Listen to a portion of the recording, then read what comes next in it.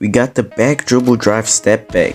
Now this one is a 50-50 because like when you go to the right or the left, when your opponent suspect that you go to the right and to the left, and then you all of a sudden go to the left or to the right, then you can kind of catch them off guard and then just get an easy 2 points. So I give it like 50 till 75.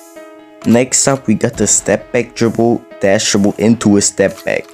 Now this one is better than the Stepback Dribble-Drive into a step back because the dash dribble is there to kind of stun your opponent so they don't run up to you, because when they do, they either get crossed.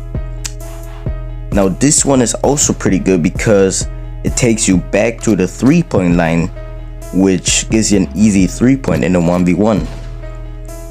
Here we got the dash dribble, back dribble into a drive and finishing it with a step back. Now this one also takes you back to the 3-point line, gives you a lot of range. The dash dribble and back dribble are there to cross your opponent and then to finish it with a 3-point, or just to get some distance when the guy's just standing still.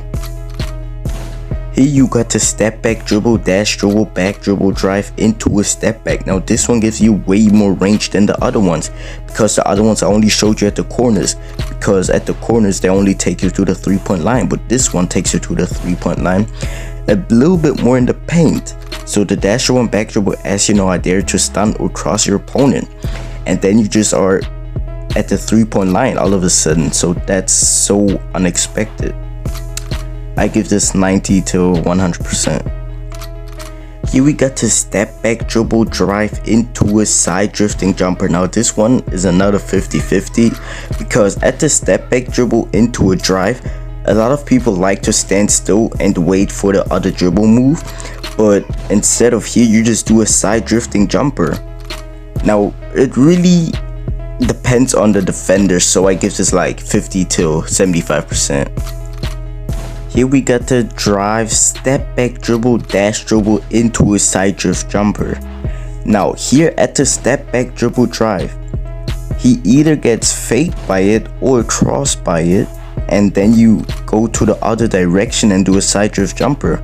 Now if he doesn't get crossed by it or faked, like he doesn't get tricked by it, or like he rather stands still, then he still needs to have a quick reaction to run into you, because this one gives you somewhat distance, I guess, because you still do the dash dribble to stun your opponent.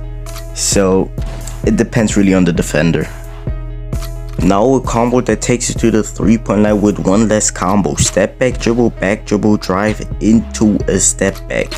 Now this one doesn't confuse your opponent as much as a dash dribble, but if it does, if he still stands still, then you can get somewhat distance between you and the opponent, because he doesn't normally move at the back dribble since he would get crossed.